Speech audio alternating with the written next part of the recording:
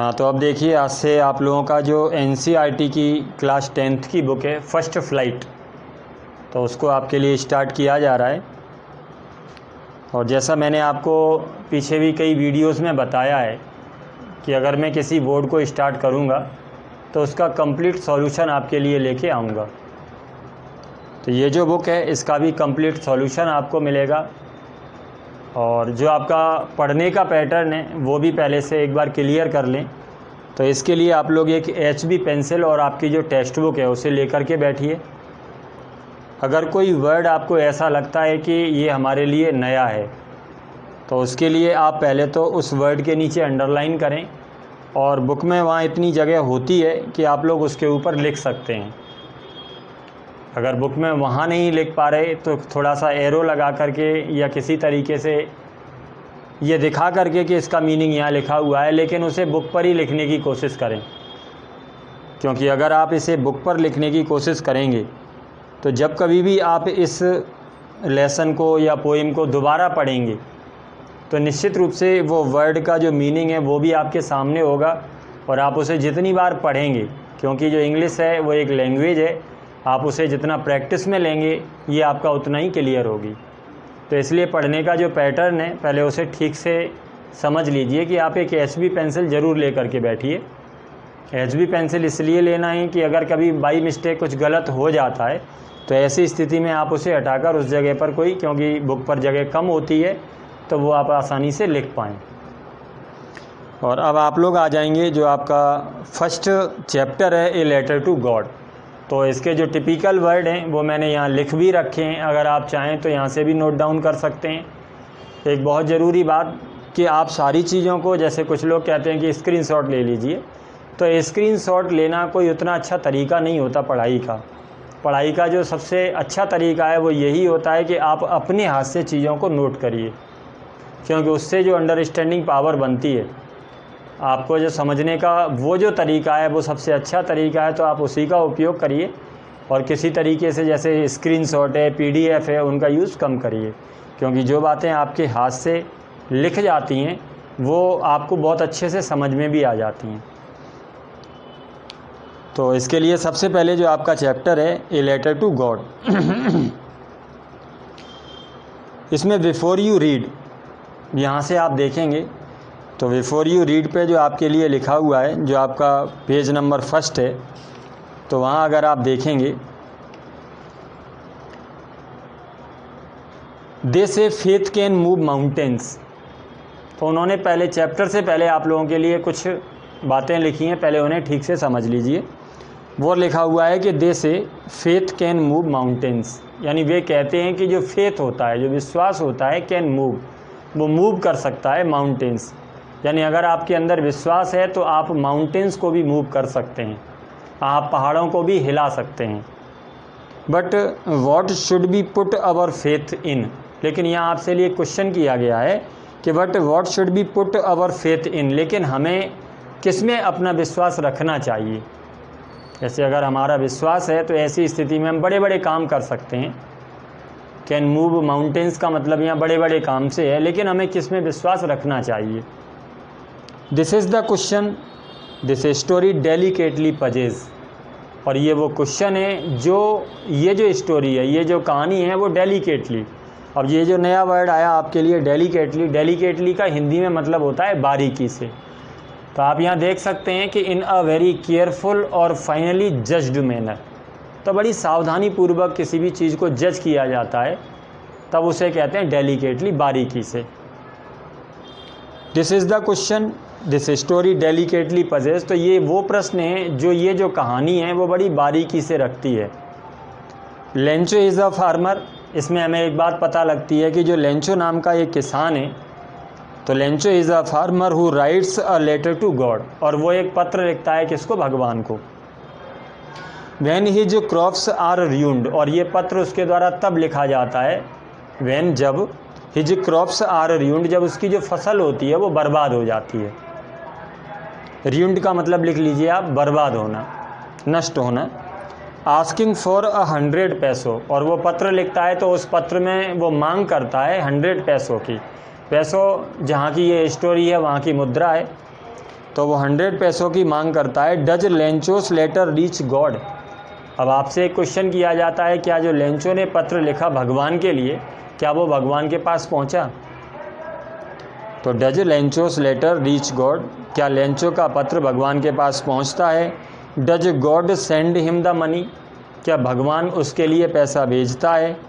Think what your answer to these questions would be. आप सोचिए कि आपके इन प्रश्नों के क्या उत्तर होंगे। And guess how the story continues, और अनुमान लगाइए कि कहानी किस तरीके से चलती है। Before you begin to read it, इस कहानी को पढ़ने से पहले। तो ये थोड़ा सा आइडिया है इस कहानी के बारे में कि हमें क्या बातें दिमाग में रखते हुए इस कहानी को पढ़ना है। हाँ, इसके बाद देखिए यहाँ नीचे आपके लिए एक्टिविटी दी गई है, तो आप एक्टिविटी को बाद में देखेंगे और अगले पेज पर आप देखेंगे कि उसी के लिए नंबर 2 पे जो दिया हुआ है फॉर्मेट दिया हुआ है मनी ऑर्डर का। तो ये सारी चीज़ें पहले आप स्टोरी को ठीक से समझ लें। तो उसे छोड़ते हुए अगर आप पेज नंबर 3 पे आएंगे तो वहाँ देखिए the house the only one in the entire valley. अब यहाँ से जो लेंचो की स्टोरी है उसको स्टार्ट किया गया है कि the house the only one in the entire valley. Entire का मतलब क्या हुआ है तो वो देख लीजिए। या एंटायर का मतलब होल या कम्प्लीटली, जिसे आप हिंदी में संपूर्ण कहते हैं,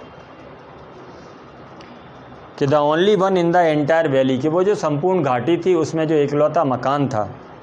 सेट ऑन द क्रेस्ट, और वो मकान कहाँ स्थापित था? Set on the crest. Crest का मतलब होता है हिंदी में शिखर। आप लोग इसे कह सकते हैं कि द टॉप और हाईएस्ट पार्ट ऑफ समथिंग। तो वो क्या कहता है कि the house the only one in the entire valley, कि पूरी घाटी में इकलौता जो मकान था, set on the crest of a low hill, एक छोटी सी पहाड़ी के शिखर पे वो मकान था। फ्रॉम दिस हाइट, और इतनी ऊंचाई पर तो वो था कि इस ऊंचाई से one could see the river and the field of ripe corn dotted with the flowers that always promised a good harvest. तो वो क्या कहता है कि one could see the river, कि कोई भी उस ऊंचाई से बड़ी आसानी से नदियों को देख सकता, एंड द फील्ड, और खेतों को देख सकता, ऑफ राइप कॉर्न। राइप का मतलब क्या होता है? आप लोग सामान्य स्थिति में डेवलप्ड कहते हैं, पूर्ण रूपेण विकसित। तो राइप का मतलब होता है कम्प्लीटली डेवलप्ड, पूर्ण रूपेण किसी, या आप फसल के लिए या फलों के लिए इसे यूज़ करते हैं तो पके हुए के सेंस में भी इसे यूज़ करते हैं। तो could see the river and the field of ripe corn, तो जो पूर्ण रूप से जो विकसित कॉर्न था, डॉटेड विद द फ्लावर्स। अब यहाँ डॉटेड वर्ड का यूज़ किसके लिए किया गया है तो एक बार उसको भी देखिए। डॉटेड, इफ़ अ प्लेस और ऑब्जेक्ट डॉटेड विद थिंग्स, अगर आप किसी प्लेस को, किसी वस्तु को मानते हैं कि वो किसी दूसरी वस्तु से डॉटेड है, तो ये कहने का मतलब ये होता है कि it has many of those things scattered over its surface, कि वो वस्तु उसकी सतह पर बहुत ज़्यादा मात्रा में बिखरी हुई है।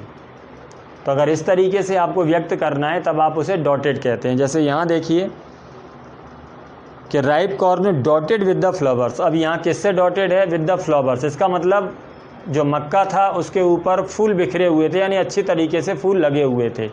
इसका मतलब उसकी जो फसल थी वो बहुत अच्छे तरीके से विकसित थी, अच्छी फसल खड़ी थी। ये सारी बातें कहने का ये मतलब है। That always promised a good harvest, और ये जो फसल थी वो एक अच्छी फसल होने का भरोसा दिलाती है, तो इस तरीके की फसल थी। The only thing the earth needed was a downpour. Downpour का मतलब क्या होता है? Heavy rain. तो आप यहाँ देखिए downpour, a lot of rain in a short time, जिसे आप हिंदी में कह सकते हैं मूसलाधार बारिश। बहुत थोड़े समय में जब बहुत ज़्यादा बारिश होती है तब हम उसके लिए यूज़ करते हैं। द ओनली वन थिंग, केवल एक चीज़ जिसकी ज़रूरत थी, द अर्थ नीडेड, पृथ्वी को, वॉज अ डाउनपोर, कि वो एक मूसलाधार बारिश थी। और मूसलाधार बारिश नहीं हो तो और एटलीस्ट अ शोवर, के कम से कम शोवर तो हो ही, बौछार के रूप में बारिश जो गिरती है वो तो कम से कम गिरे ही। Throughout the morning Lencho. अब लेंचो के बारे में आगे एडजेक्टिव क्लॉज के द्वारा बताया गया है कि कौन सा लेंचो, कि वो लेंचो जो न्यू हिज फील्ड्स इंटीमेटली, कि जो अपनी फसलों को बड़ी आत्मीयता से जानता था। और इंटीमेटली के लिए अगर आप यहाँ देखें, इन अ वेरी डिटेल्ड वे, बड़े विस्तृत तरीके से।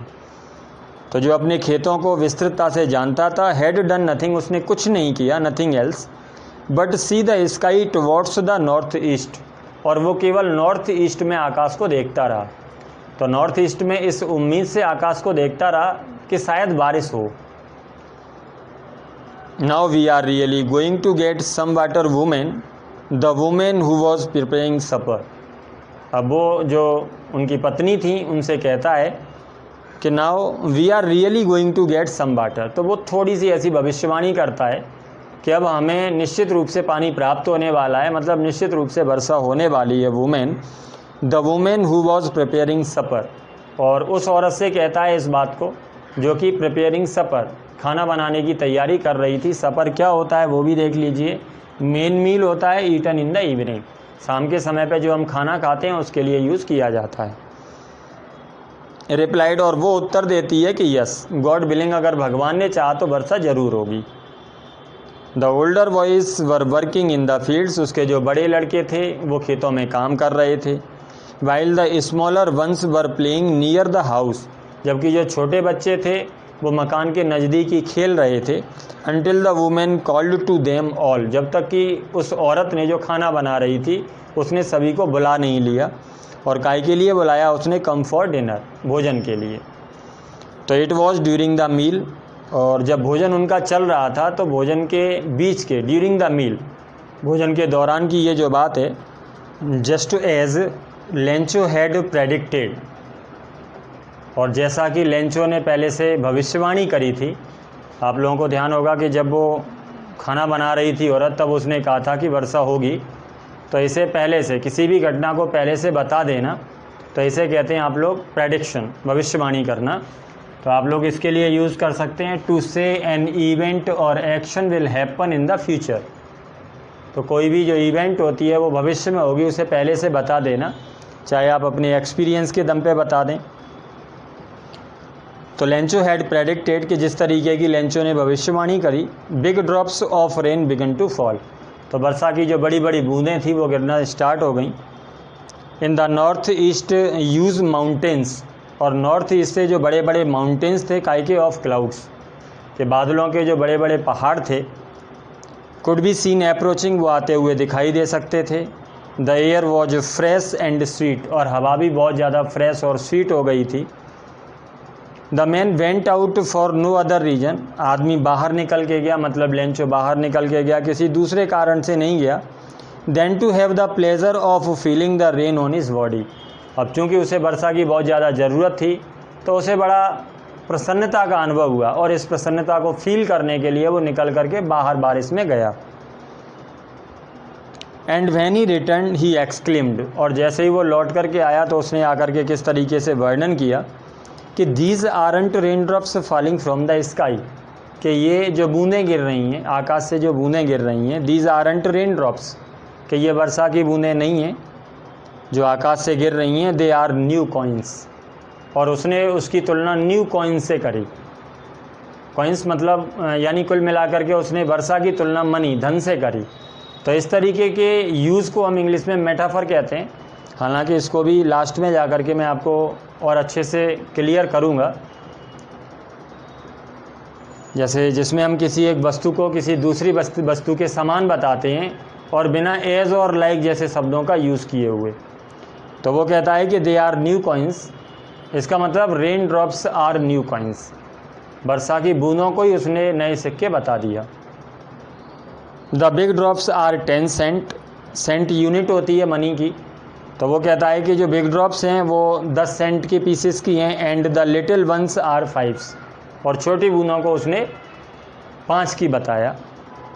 विद अ सेटिस्फाइड एक्सप्रेशन, और बड़ी संतुष्टिजनक भाव के साथ। ही रिगार्डेड, उसने माना, रिगार्डेड के लिए आप देख लीजिए यहाँ, टू कंसीडर और have an opinion about something और समवन। टू कंसीडर और हैव एन ओपिनियन, तो किसी भी विचार को शामिल करना मतलब मानना। तो ही रिगार्डेड, उसने माना कि the field of ripe corn with its flower draped in a curtain of rain, के फील्ड ऑफ राइप कॉर्न, जो पका हुआ मक्का है, उसके जो खेत हैं, विद इट्स फ्लावर, अपने फूलों के साथ, draped in a curtain of rain, वो वर्षा की जो चादर है उसमें लिपटे हुए हैं।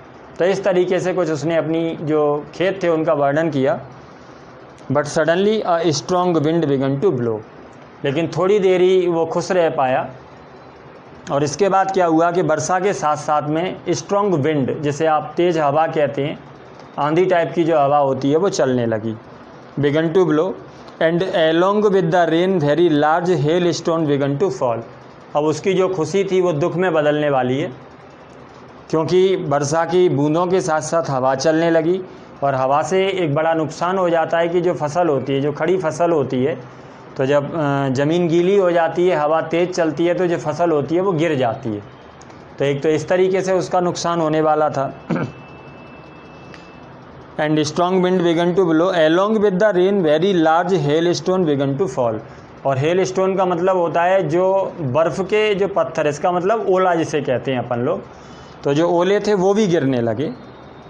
और उससे भी एक बड़ा नुकसान होता है कि जब इतनी ऊंचाई से जो बॉल्स होती हैं, आइस बॉल्स जो होती हैं, जब वो गिरती हैं नीचे, तो जब वो किसी फसल पे, किसी पत्ती पे, किसी डंडी पे पड़ती हैं तो वो उसे नुकसान पहुंचाती हैं।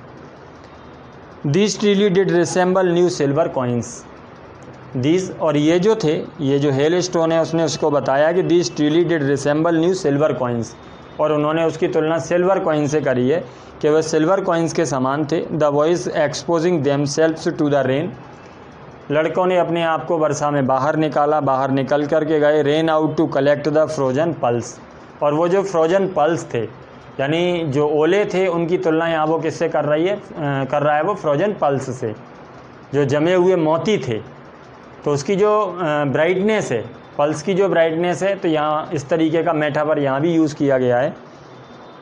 It is really getting bad now. और वो कहता है कि अब वास्तव में कुछ बुरा होने वाला है। एक्सक्लेम द मैन, उस आदमी ने बताया, I hope it passes quickly. और उसने उम्मीद जताई या उसने आशा व्यक्त करी कि ये जल्दी ही गुजर जाए।